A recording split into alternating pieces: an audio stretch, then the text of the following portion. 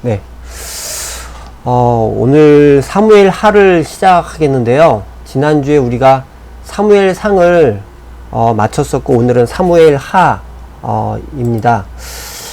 사무엘 상하 하면은, 사실 이름은 사무엘 상하지만, 이제 다윗의 얘기를 많이 해요.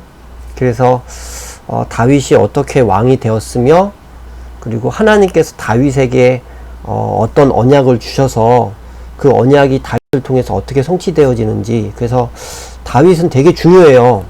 그래서 지난주에 우리가 보았던 것처럼 다윗이 사울에게 쫓기는 그런 시간들 가운데서도 다윗이 하나님의 그 주권을 끝까지 의지하면서 그렇게 갔었죠. 오늘은 드디어 이 다윗이 이스라엘 가운데 왕이 되어지는 그런 과정들을 보여주고, 이제 왕이 되어진 다음에 우리가 잘 아는 것처럼 이제 밧세바를 범하는 그 일들, 그래서 오늘은 밧세바를 범하는 것까지, 그 다음에 그것이 다윗의 인생 가운데 어떤 의미를 갖는지, 그런 부분들을 좀 오늘은 좀 다루고자 합니다.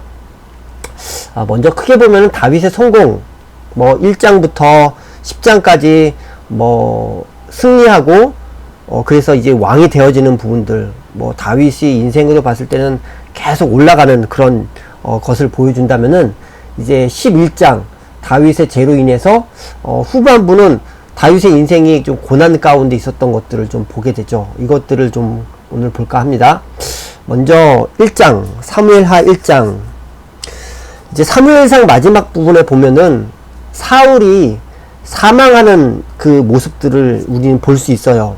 이제 사무엘하 1장에 보면은 이제 사울의 사망 소식을 이제 다윗이 접하면서 그 가운데서 다윗이 어떻게 했는지를 우리는 사무엘하 1장에서 보게 되는데, 아말렉 소년이 사울과 요나단의 죽음 소식을 다윗에게 보고합니다. 근데 이 아말렉 소년은 이렇게 생각했던 것 같아요. 다윗은 사울이 죽기를 바랬고, 그리고 사울이 죽는 이 소식을 기다렸다라고 그렇게 생각한 것 같아요. 그래서 아말렉 소년은 이 사울이 자살을 했죠. 근데 그것을 어떻게 보고를 하냐면은 자신이 죽였다고 보고한 거예요. 그러니까 그거를 통해서 다윗으로부터 좀 어떤 상급을 그렇게 바랬던 것이죠. 근데 그랬을 때 다윗은 그 사실들 때문에 금식하면서 슬픔을 감추지 못합니다. 여기서 그 다윗의 모습을 우리는 이제 다윗이 이제 왕이 되기까지 그 모습들 가운데서 이 하나님의 주권 앞에서 어떤 자신의 자규적 방법이나 인위적 방법을 가지고, 그러니까 소위 말해서 어떤 꼼수를 부리거나, 그리고 인간에게 어떤 속이거나 하나님의 주권을 반하는 그런 것들이 아니라 그냥 하나님의 주권을 인정하며 그 자신의 방법을 갖고 왕이 되지 않았음을 보여주고 있어요. 그러니까 지난주에도 보았지만 이제 아비가일이 다윗에게 그 중요한 얘기를 하잖아요. 당신은 이제 왕이 될 자이기 때문에 하나님 앞에서 어떻게 하나님의 심판과 하나님의 주권들을 의지를 해야 된다, 그런 얘기를 하는데, 다윗은 끝까지 하나님께서 주권자이시고 심판자이심을 잊지 않았어요.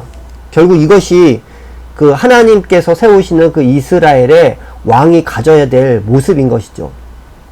결국 다윗은 이 아말렉 소년을 처형합니다. 그리고 이후에는 다윗의 활노래가 나가는데, 이것은 두 용사, 그러니까 사울과 요나단의 죽음을 바라보면서 다윗이 개인의 슬픔뿐만 아니라 이스라엘의 애통함을 표현하는 그런 노래가 1장에 나옵니다. 1장은 이런 내용들이고요. 2장에서는 이제 사울 왕이 죽었잖아요. 사울 왕이 죽었으니까 이제 곧바로 이제 누가 왕이 되느냐, 이제 그 문제가 있어요. 그런데 먼저는 유다 땅에, 이제 다윗은 유다 땅 헤브론으로 돌아와서, 그러니까 유다 지파, 그러니까 12개의 지파 중에 유다 족속의 왕으로 즉위합니다. 어디서? 헤브론이란 곳에서 7년 6개월 동안. 그리고 이제 사울 왕 시체를 누가 장사를 지내냐, 길르앗 야베스 사람들이 장사를 지내요.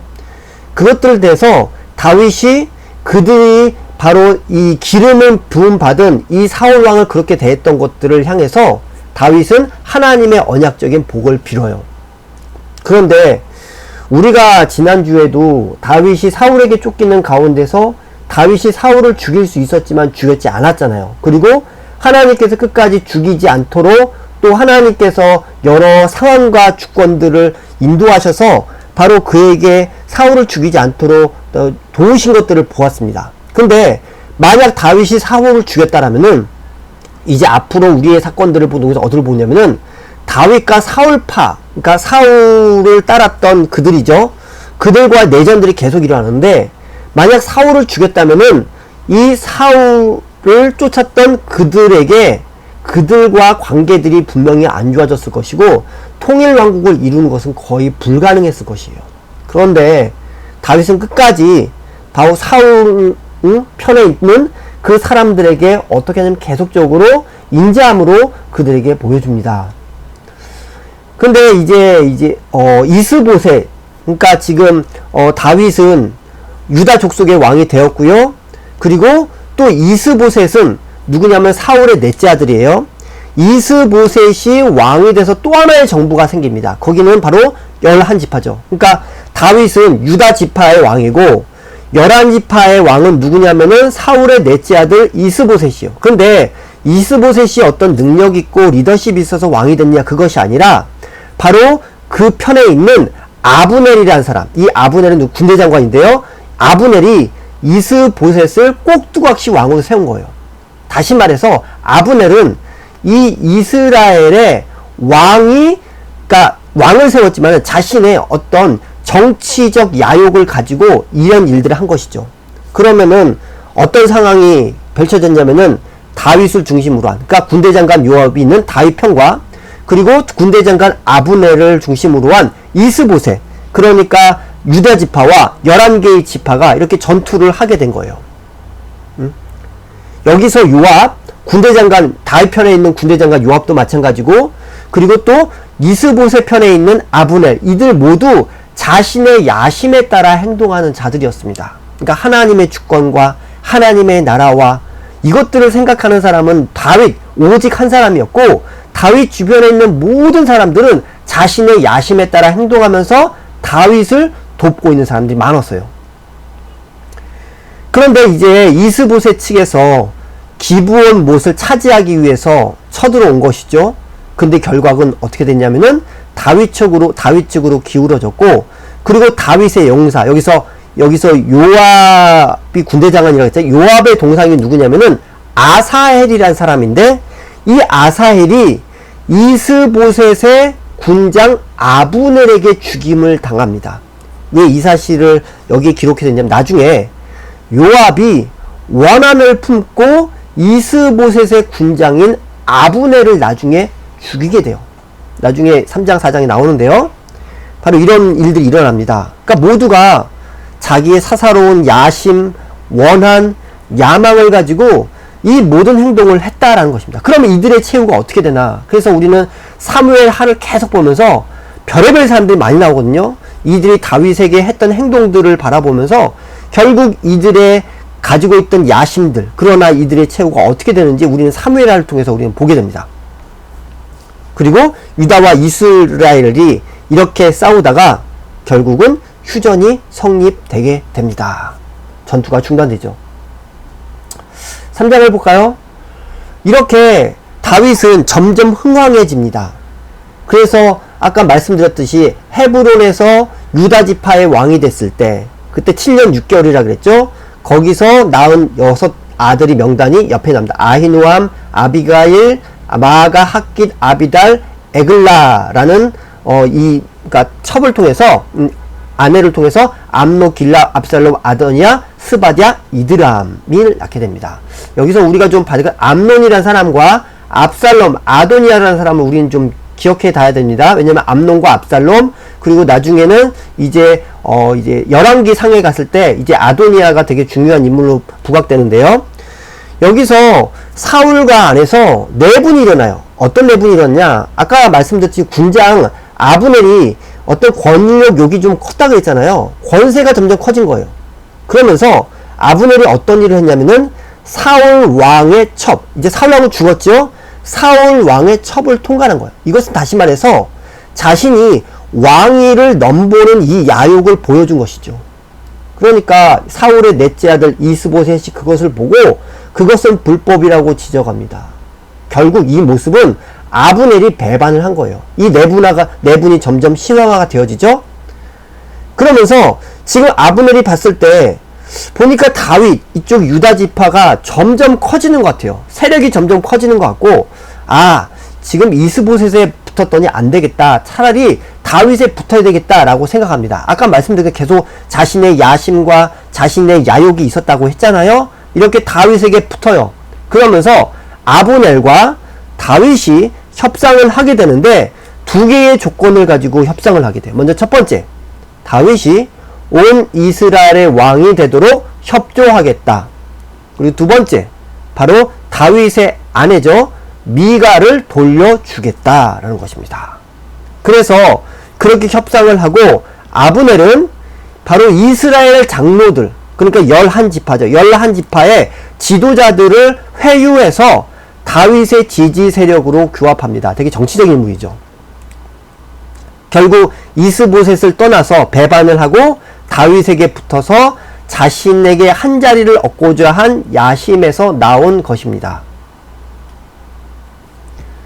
이렇게 그렇게 할 때에 아까 제가 지금 요압의 동생 아사헬이 누구에게 살해를 당했습니까? 아브넬에게 살해를 당했죠. 그러니까 이제 요압이 계속 복수할 날을 기다리고 있다가 동생 아사헬이 죽임 당한 것에 대해서 복수를 하게 됩니다. 어떻게 해요? 아브넬을 살해하게 돼요. 왜 또 아브넬을 살해했냐면 물론 복수하는 것도 있었지만 또 하나, 이 지금 요압이 누구 편이에요? 지금 다윗 편이에요. 그런데 아브넬이 군대 장관인데 다윗과 화해하면서 11지파의 장로들을 데리고 왔습니다. 그러면은 요압 입장에서는 아브넬이 다윗과 화해할 경우에는 분명히 아브넬이 요압의 위치를 넘볼 수 있겠다라는 생각들을 한 거예요. 그러니까 아브넬을 죽인 것이죠. 계속 정치적인 어떤 그런 모습들이 계속 나오고 있어요. 그래서 다윗은 그렇게 요압이 아브넬을 죽인 것에 대해서 저주를 선포합니다. 그런데 이 상황 가운데서 다윗은 계속해서 이 사울 편에 있던 사람들, 11지파의 사람들, 그들을 계속해서 그들에게 호의를 베풀고, 그리고 그들을 계속해서 그들을 장사를 지내주고, 그리고 그들의 죽음에 대해서 계속 슬퍼하는 모습을 보여줘요. 이것은 다윗 안에서 결국 이 다윗은 유다 지파의 왕만 되는 것이 아니라 11지파 합쳐서 이 12지파의 왕이 될 수 있는 자로 얼마나 적합한 것인지 이 사무엘하는 계속적으로 이 다윗이 사울 편에 있는 사람들에게 호의적인 모습을 한 것들을 통해서 보여주고 있는 것이에요. 그랬는데 이제 아브넬이 죽었잖아요.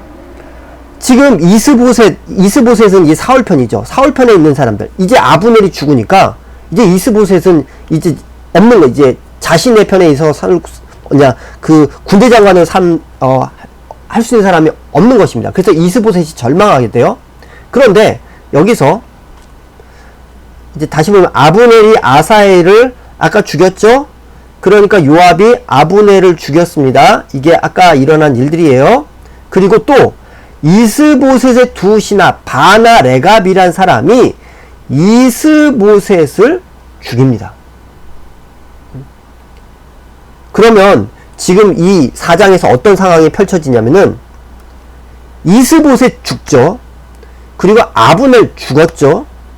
그리고 그러니까 딱 하나 남는데 누구냐면 요나단의 아들 딱 한 명, 무비보셋이라는 사람이 한 명 남아요.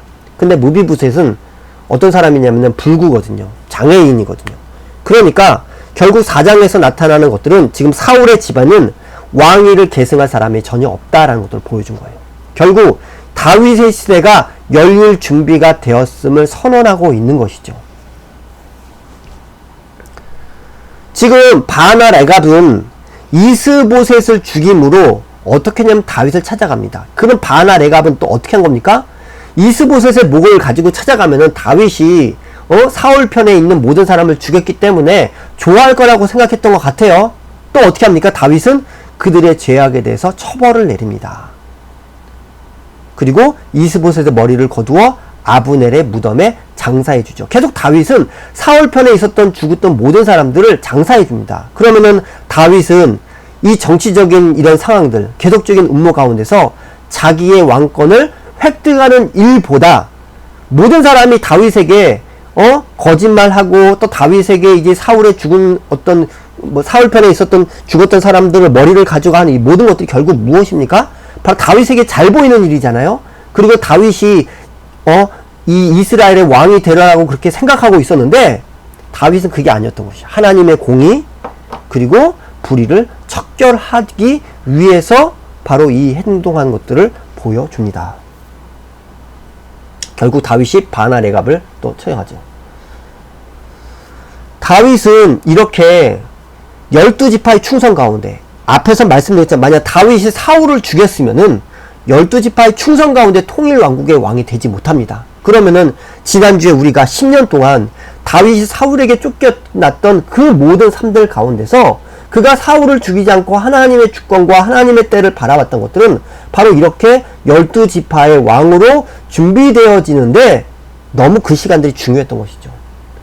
다윗은 이스보셋이 죽은 후에 즉각 공격함으로 그들의 왕이 될 수 있었지만은 어떻게 하냐면 그들을 끝까지 기다려요. 그래서 결국 온 이스라엘과 유다 족속의 왕이 되어지죠. 얼마나 하냐면 33년. 그래서 예루살렘에 바로 그곳에 수도를 세웁니다. 그래서 유다 지파 왕으로 헤브론에서 7년 6개월, 12지파 왕으로 예루살렘에서 33년을 왕으로 지내게 됩니다. 그러면서 예루살렘을 점령하는데 예루살렘의 여부스 족속, 가나안 족속당 여부스 족속이 예루살렘을 정복하고 있었어요. 근데 거기를 정복합니다. 그리고 거기에 다윗성을 축조해요.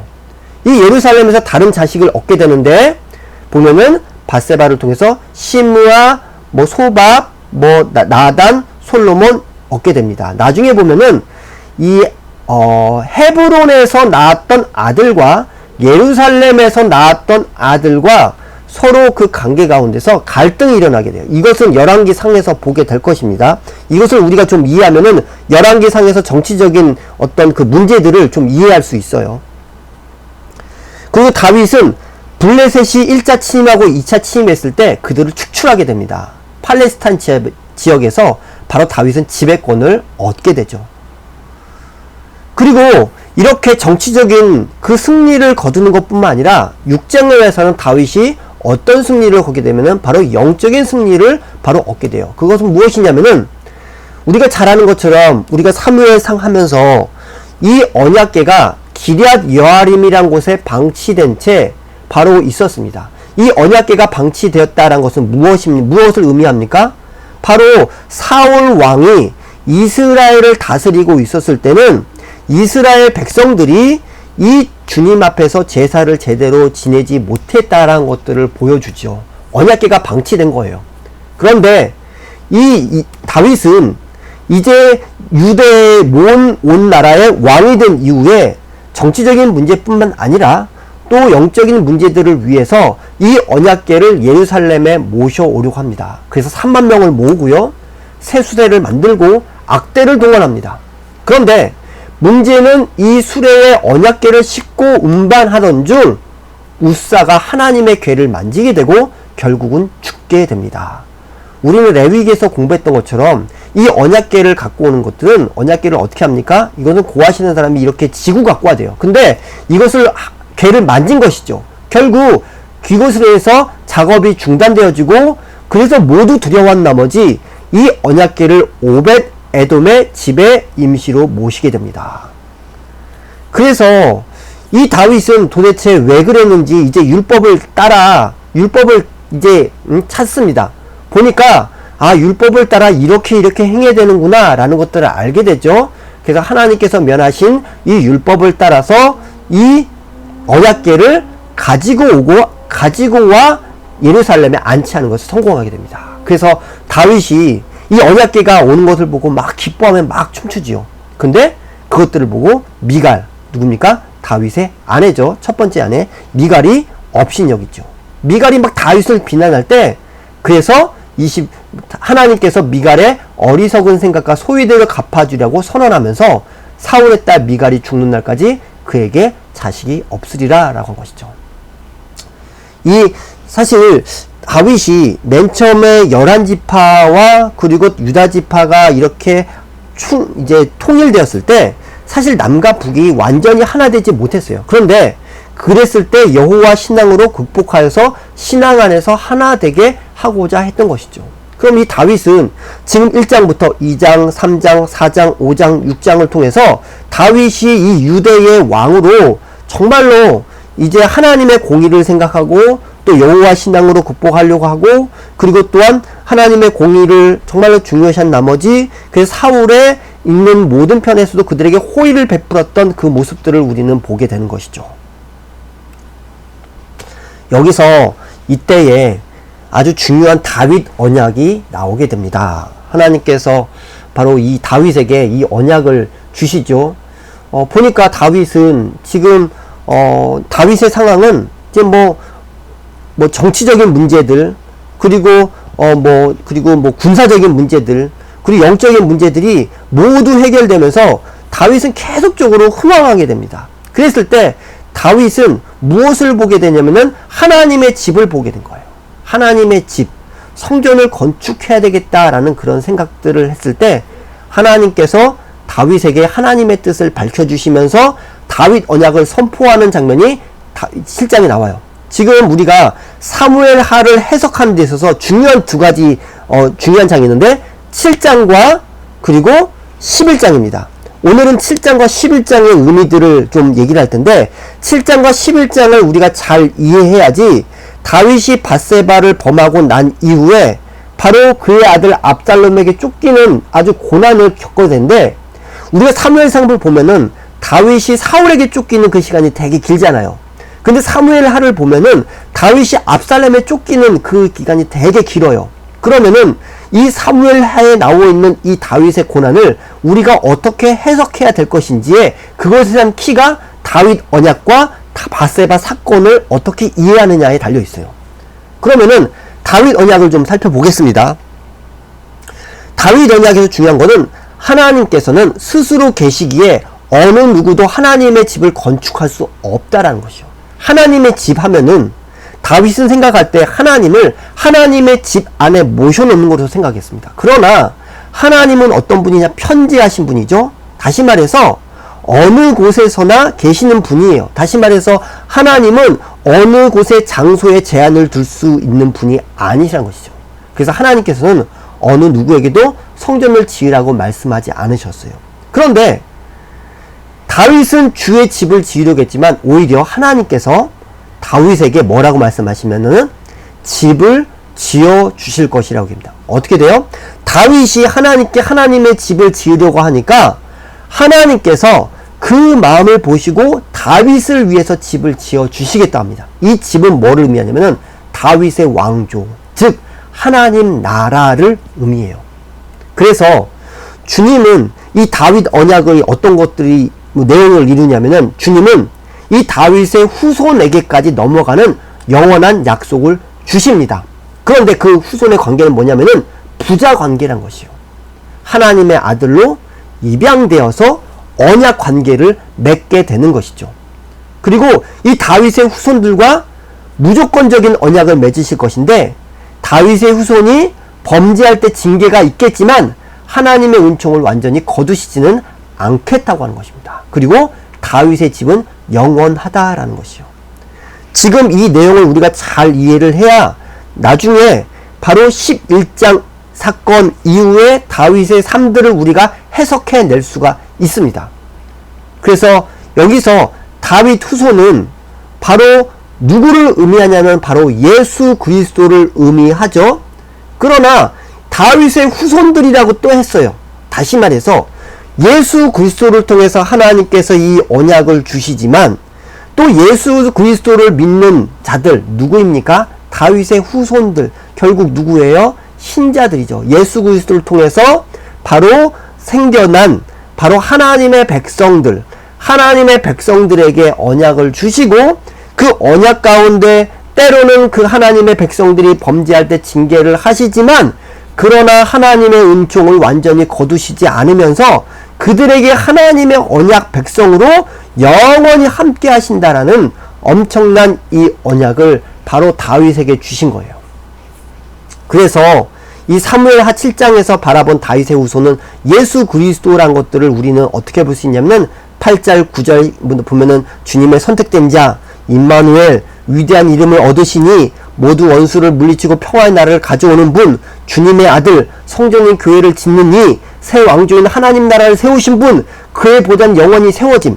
결국 이 사무엘하 이 7장 안에 예수 그리스도가 누구인지를 구체적으로 아주 명석하게 얘기하고 있어요. 그 전까지는 이 다윗의 후신 예수 그리스도에 대해서 아주 심의하게 말씀을 했다라면은 사무엘하 7장에서 바로 앞으로 오실 그 다윗의 후손이 누군지, 어떤 분인지를 얘기를 하게 된 것이죠. 그래서 나중에 신약 가운데 보면은 다윗의 후손, 다윗의 왕, 다윗의 왕 이것을 얘기하는데, 다윗의 왕은 결국 예수 그리스도를 바로 메시아를 의미하는 것입니다. 그래서 이 메시아 사상이 나중에 다윗이 메시아를 기다리면서 메시아에 대해서 하나님께서 주신 계시를 따라 썼던 글씨들이 시편 2편과 72편과 89편입니다. 그래서 다윗은 이제 8장에 보면 다윗이 정복 사업을 하게 되는데요. 뭐 블레셋, 모압, 아람, 하맛, 에돔 막 이래요. 그래서 다윗의 행정 조직이 이렇게 세워집니다. 지금 옆에 보시면은 그 보라색이 원래는 사울 왕국이었을 때 그 영토였는데 바로 다윗 왕국이 이렇게 확장되어집니다. 결국 하나님께서 다윗을 축복하시고 다윗에게 정치적인 승리, 영적인 승리, 그리고 군사적 승리까지 하나님께서 보이신 것이죠. 그러니까 다윗에게 약속하신 왕국이 점점 견고하게 세워져 가는 것들을 보여줍니다. 뭐 9장에서 또 무비보셋이 누군지 제가 말씀드렸죠. 바로 무비보셋은 요나단의 아들인데 불구자라 그랬어요.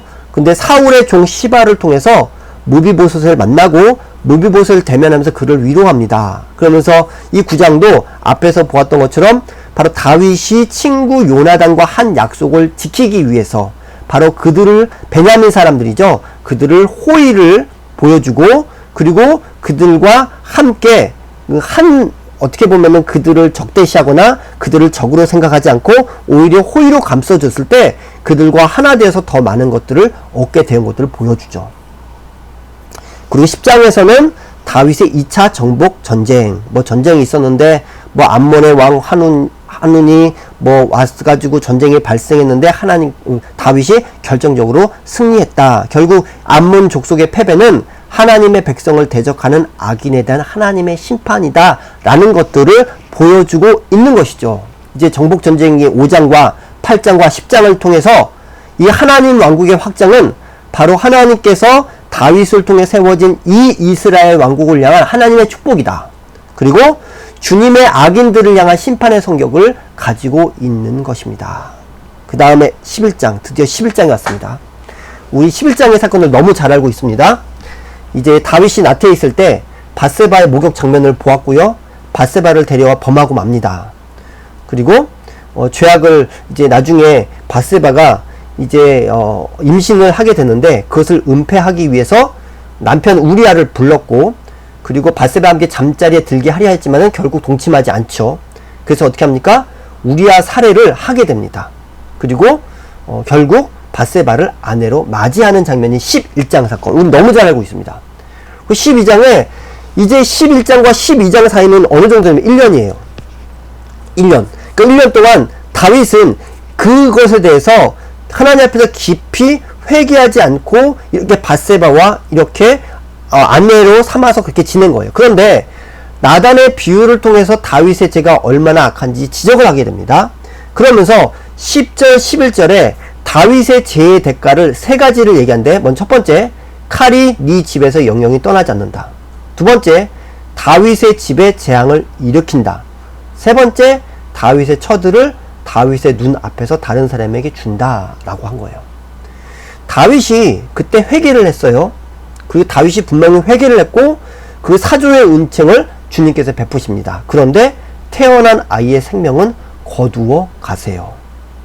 그리고 태어난 아이의 생명을 거두어 가시면서 그랬을 때 이제 거두어 가시기 전에 이 다윗은 아이를 위해 금식하거든요. 근데 아이가 결국 죽자 이 다윗은 곧바로 일어나 식사를 하게 됩니다. 그리고 대신 은혜를 베푸셔서 새로운 아이 솔로몬을 주시지요. 그리고 이제 26절부터 31절은 이제 랍바성을 함락하는 장면이 나오는데 도대체 12장에서 갑자기 랍바성의 함락 얘기가 왜 나오냐? 이 함락 사건은 다윗의 회개 이전에 발생한 일인데 다윗의 범죄에도 불구하고 징계를 할지언정 왕위를 패하지 않으시겠다는 것을 보여줍니다. 그러면 밧세바 사건 교훈을 좀 보도록 하겠습니다. 좀 이것들을 좀 오늘 얘기하고 오늘은 밧세바 사건 교훈에 대해서 좀 얘기를 하고 오늘을 마치려고 하는데요. 먼저 우리가 밧세바 사건을 통해서 우리가 볼 수 있는 것은 그리스도인에게는 형벌로서의 고난은 없다라는 것들을 먼저 인정을 해야 돼요. 뭐냐면은 이거는 복음 안에 우리는 형벌로서의 고난이 없다라는 것들을 우리는 분명히 믿어야 합니다. 그러니까 예수님께서 십자가에 당하신 형벌은 하나님의 자녀들이 죄로 말미암아 겪어야 할 모든 죄의 형벌을 조금도 남김없이 다 받으신 거예요. 그러니까 예수님께서 담당하지 못하신 죄의 형벌이나 남아있는 것은 조금도 존재하지 않다는 것이에요. 그래서 예수님의 십자가의 형벌은, 십자가의 형벌 받으신 것은 대속의 형벌이라는 것이죠. 그래서 예수님을 믿고 거듭난 모든 신자가 당해야 할 형벌이 남아있다라고 생각하는 것은 뭐냐면은 그리스도의 십자가 대속이 아직 부족하다. 십자가 대속으로 인해서 그것은 아직 부족하기 때문에 또 다른 것이 있어야 된다라고 얘기를 하는 것 똑같은 거예요.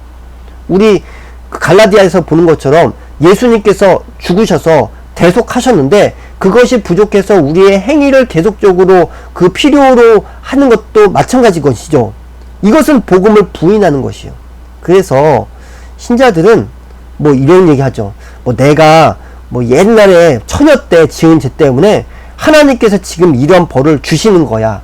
뭐 또 쉽게 얘기해서 무슨 가계 저주론이라고 했죠. 한때 우리나라에 막 폭풍적으로 인기를 끌었던 적이 있었는데 뭐 무슨 뭐 우리 부모님 때에 그 죄를 지었던 그것들 때문에 내가 그 저주를 받고 있는 그런 것들, 그거는 말이 안 된다는 것입니다. 그러니까 신자가 치를 죄값은 남은 게 없다라는 것이에요. 이거를 먼저 첫 번째로 우리는 이해를 해야 됩니다. 그러면 문제는 이제 이 다음에 오늘 본문에서 하나님께서 이 다윗에게 말씀하신 것들은 어떻게 설명할 수 있을까? 먼저 첫 번째로 우리아의 가정을 칼로서 망가뜨렸잖아요. 그래서 하나님께서도 칼이 다윗의 집을 영영히 떠나지 않게 하리라고 하셨습니다. 그리고 다윗의 집에 재난이 일으키시고 다윗의 처들을 다른 사람에게 주어 백주에 그에 동침하게 하셨겠다는 이 말씀도 하셨어요. 좀 무서운 말씀이지. 그럼 이런 말씀을 우리가 어떻게 이해를 해야 될 것인가? 이런 구절을 좀 잘 해석하려면은 이 성경 전체가 주는 일관적인 메시지 큰 틀을 봐야 되는데, 먼저 우리는 하나님께서 사랑하는 자녀들을 아까 보았던 것처럼 형벌로서 고난을 하시지는 않지만은 징계하시는 하나님이다. 이것들을 기억해야 됩니다. 그럼 징계와 형벌이 뭐가 틀리냐? 징계는 1차적으로 치료, 고치는 것, 돌이키는 것, 약과 같은 기능을 하는 거예요. 그러니까 이 징계는 우리의 잘못, 죄와 악을 고치는 것, 교정하는 역할을 하는 것이에요. 그래서 앞서 얘기했던 것처럼 십자가의 대속의 성격이 그리스도인이 받을 형벌이 없다는 것을 보여주는 것도 되게 중요한 원리죠. 그런데 이것으로는 오늘 본문을 다 설명하긴 어려워요. 그럼 여기서 또 중요한 얘기들을 해야 되는 거예요. 중요한데 잘 들으시죠. 뭐냐면은 하나님은 어떤 분이냐면은 바로 거룩하신 분입니다.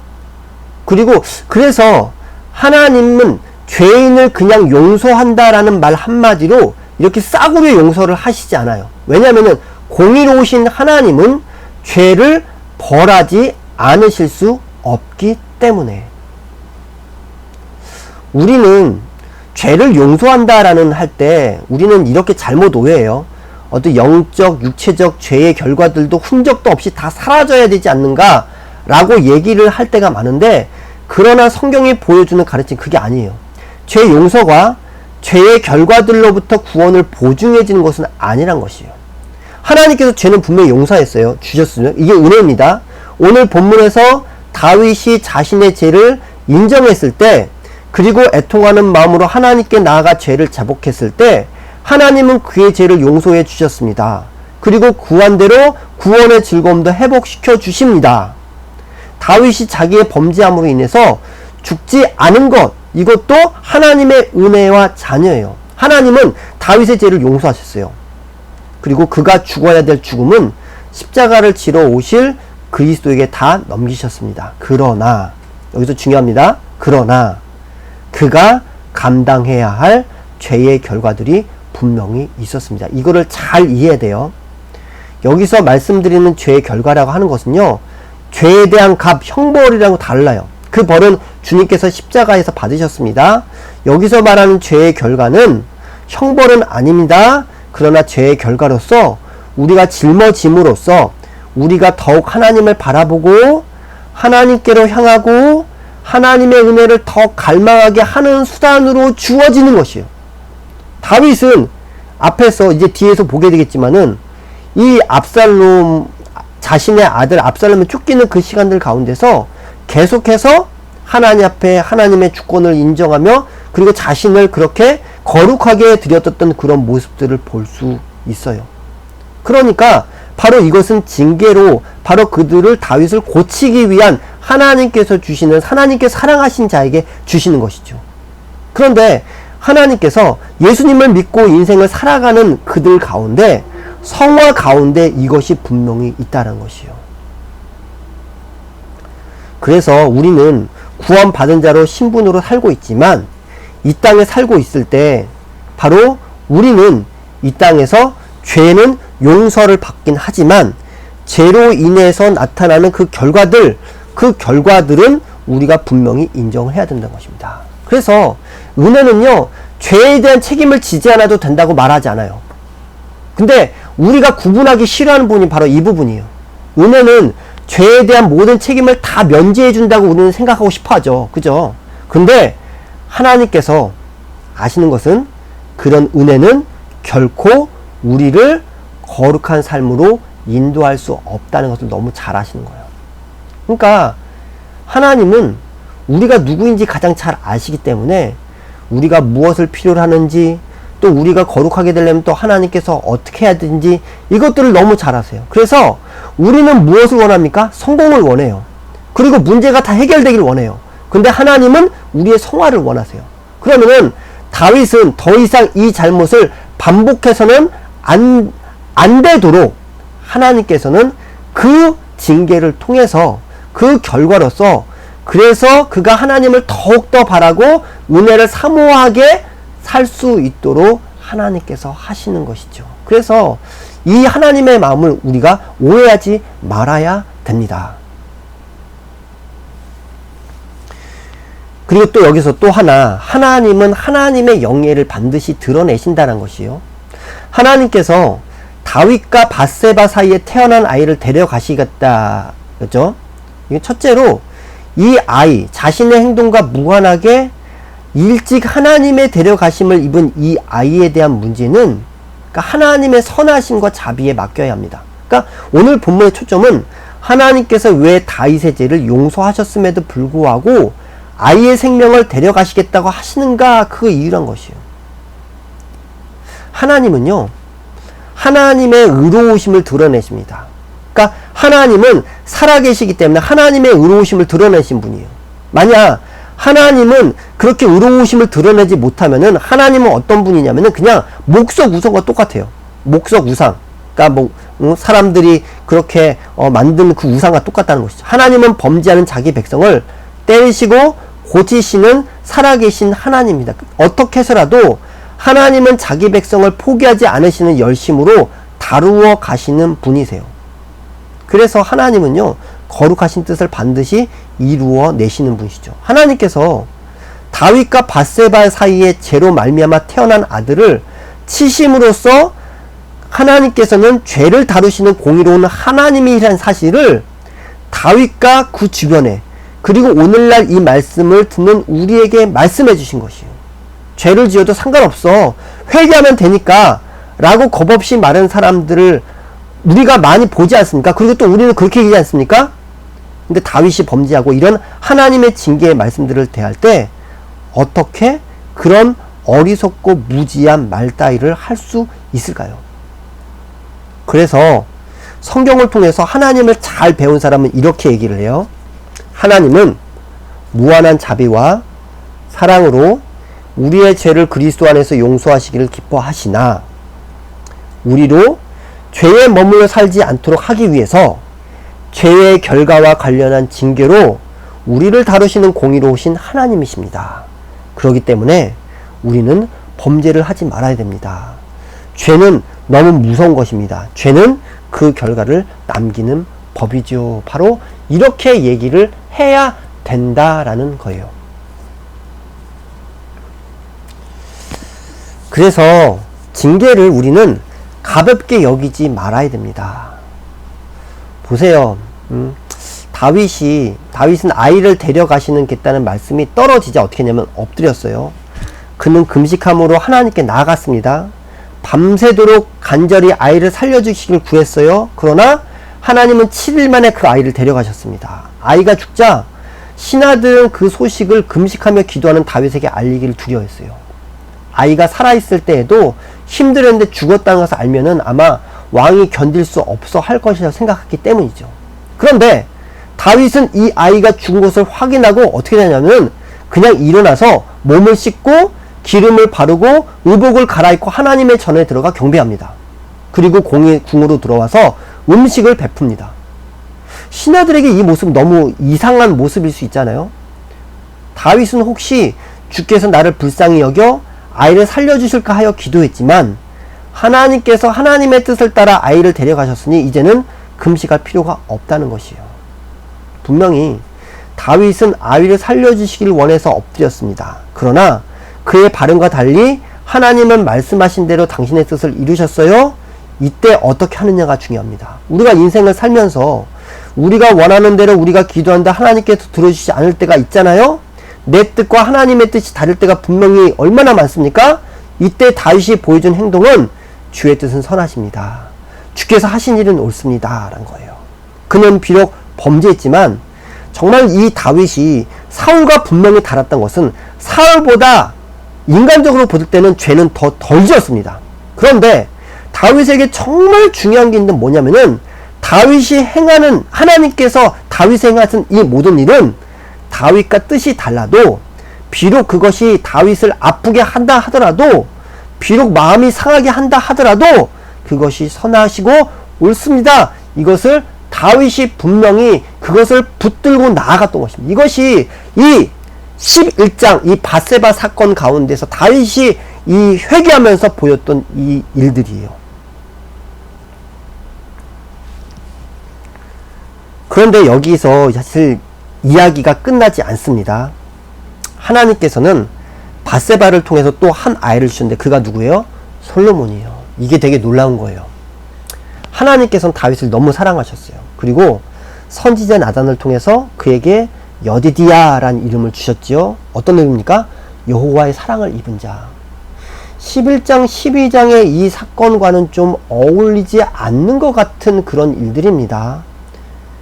이전에 그 아이를 안 데려가시면 되지 왜 데려가시고 나서 새 아이를 주시는가, 우리는 이렇게 의문을 가질 수 있죠.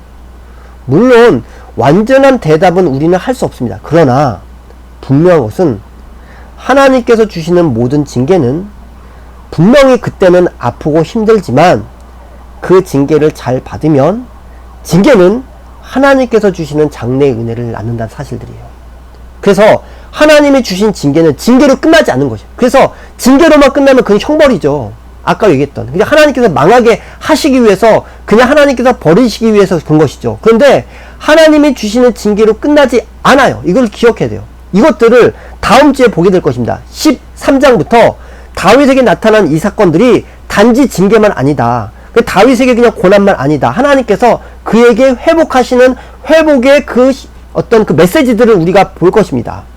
그래서 우리는 그 은혜가 있다는 사실을 알기 때문에 때로는 징계 가운데 고통을 당한다 할지라도 거기서 주를 바라보고 주님께서 베푸실 은혜를 우리는 기다리는 것입니다. 그래서 하나님의 자녀에게 주어지는 어떤 악하게 보이는 모든 것들, 그것은 하나님의 손을 떠나서 나타난 것이 하나도 없어요. 우리가 당하는 모든 슬픔, 아픔, 때로는 내가 징계로 얻는 모든 아픔일지라도 그것은 결국 하나님의 손 안에 있다라는 것이요. 이것을 그리스도인이 아는 거죠. 그러면은 우리 인생 가운데 눈물 골짜기 같은 세상에서 당하게 하시는 어떤 그것이 징계 가운데 나타난 악이라 할지라도 결국은 합력하여 선을 이루어 하나님께서 나로 하여금 하나님께서 원하시는 하나님의 백성의 자리로 이끄신다. 이것들을 우리는 분명히 믿어야 합니다.